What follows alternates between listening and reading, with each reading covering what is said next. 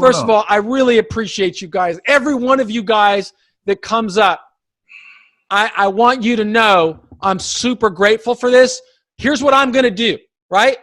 I'm honest, right? Like I'm going to blur your guys' faces out so I can't see. That's why I'm asking, hey, look at the camera, because I want to take your story and take this into other jails and prisons as well. And I want to show guys, hey, look, we're all human beings, right? I was in that seat, brother.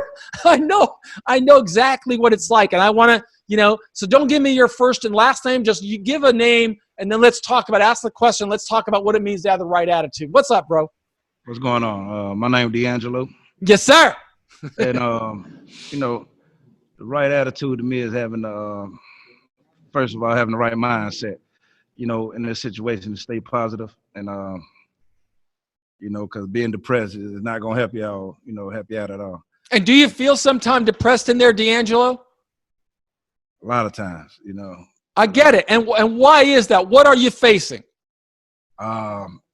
Well, how much time I'm facing? Yeah. You're not sentenced yet, right? Nah. And what are you facing? I'm facing life. You're facing life. And so it's easy to get depressed when you're facing life. Is that right? Yes, sir, it is. But you can't change that, can you? No, I can't. So my pathway and what we try to talk about, when we talk about, hey, this is the first inning of a 9-inning game. Today, you can't go back and play the last game.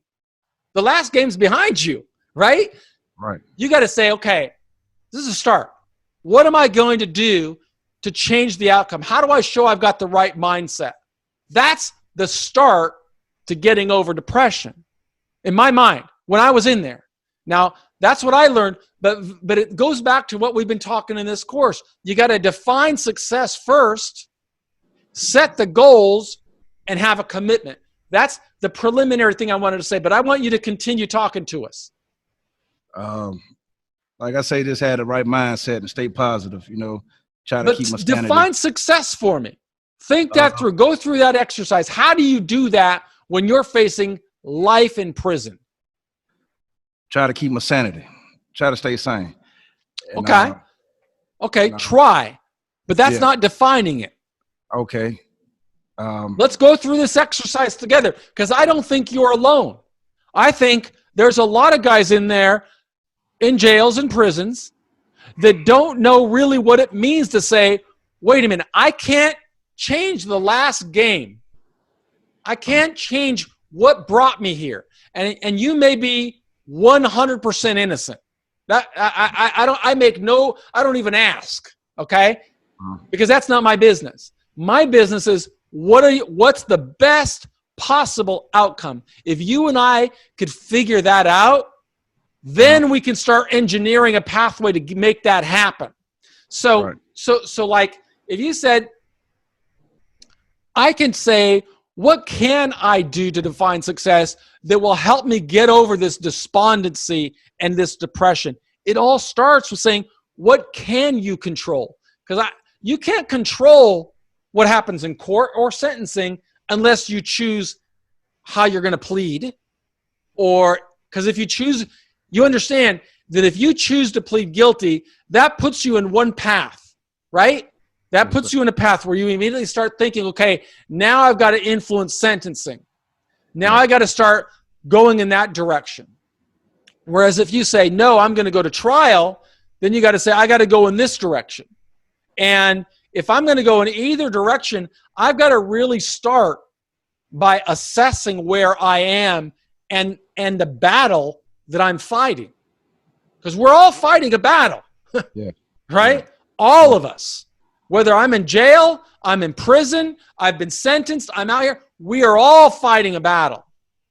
And I got to think about all the resources I have around me, okay? And all of the resources that the market has, right? Yeah. What is the opposition saying?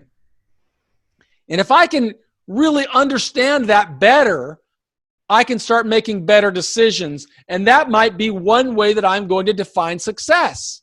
It might be starting D'Angelo by saying, okay, I'm going to sit in this cell today and I'm going to really map out and diagram what's called a T-chart. Have you ever heard of a T-chart?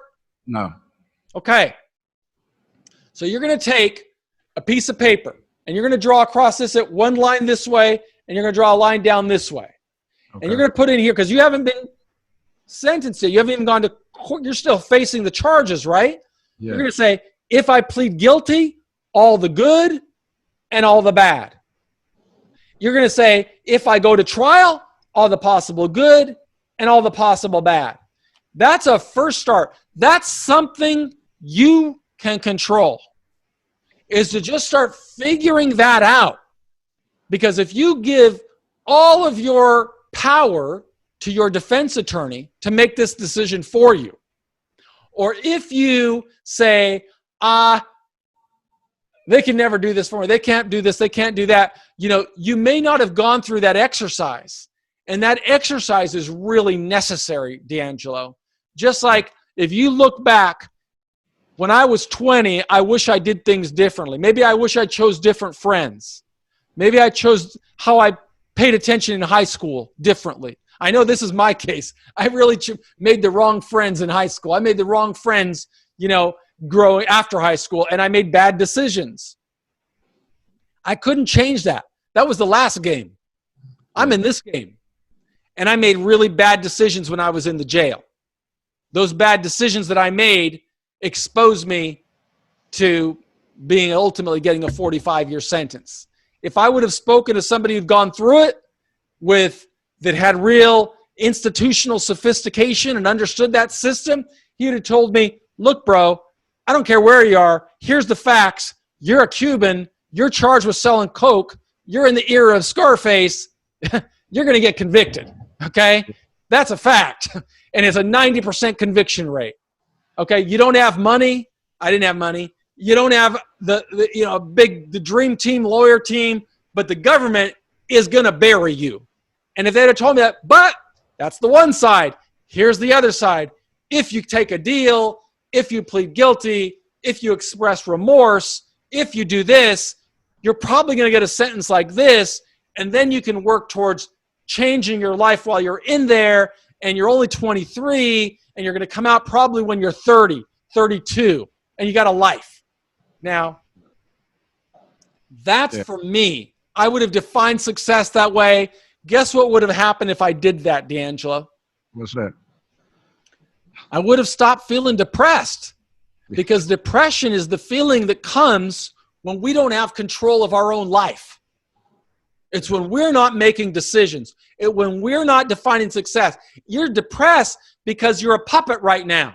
You got a prosecutor deciding your life. You got a defense attorney over here saying one thing. You got a judge. You don't even know who he is, but he's going to have enormous influence over your life. You got a probation officer that's going to be looking at you, right? You got all these people pulling the strings, and you're just, what? I don't know what's going to happen. That's sad. But when you break that and you say, okay, I can't change that, but I can change this, you start saying, okay, what can I do? And I'm not trying to influence you on a legal matter. I'm trying to say, hey, that's what I learned. That's my personal experience of not only going through 9,500 days in prison and spending every one of those days wishing I could have gone back to the situation where you're in right now, because nobody knows how you got here, but you, right? You know. And so you just got to assess, am I going to win this battle? Because if I make decisions on a battle that I know I'm not going to win and I make them anyway, I'm effectively doing the same thing that I did when I was 20. I'm just going through the motions. I'm not architecting my pathway to success. Right. We stop despondency if you can define it, if you can set goals in place, and you say, okay, I know the direction I'm going to go. One day, D'Angelo, and unfortunately for me, it didn't happen until after I was convicted. I got this message and this mindset, to have the right mindset, after I was convicted. And I was facing life too. But now it was too late. I couldn't go back and try and I crossed the Rubicon, bro. I was on the other side, and I was going to get a long sentence. But it's never too early, and it's never too late to start putting yourself on the pathway for success. All right. And so I did. I sat on my jail cell, in a cell just like one of those, and I got a little pencil out, and I wrote a letter to the journalist that was covering my trial. I said, I made a lot of bad decisions, but I'm going to change my life. And this is where I draw my line in the sand. This is where I'm going to start becoming a law-abiding citizen. And because I did that, it influenced the goals that I set. It influenced my adjustment for the rest of the time that I was in jail. It influenced my journey through 25 years in federal prison before I went to a halfway house. It still influences me today. And I can look back to the time that an officer in the jail gave me a book that changed my mindset, and it's really what made all the difference in my life. And it stopped me from sinking and feeling as if I was a puppet. And even though I was going to be in prison for a long time, it put me on a pathway to a better life. And I just want you to process that. Does that make sense to you? Yes, sir. Yes, sir. Completely. I'm your brother, D'Angelo. And, you know, I'm not your lawyer. I can't talk about, you know, I don't have the qualifications to do that. But I can tell you, as somebody who made really, really bad decisions, the decisions we make in jail have a huge influence on what we become. All right, brother? All right, thank you.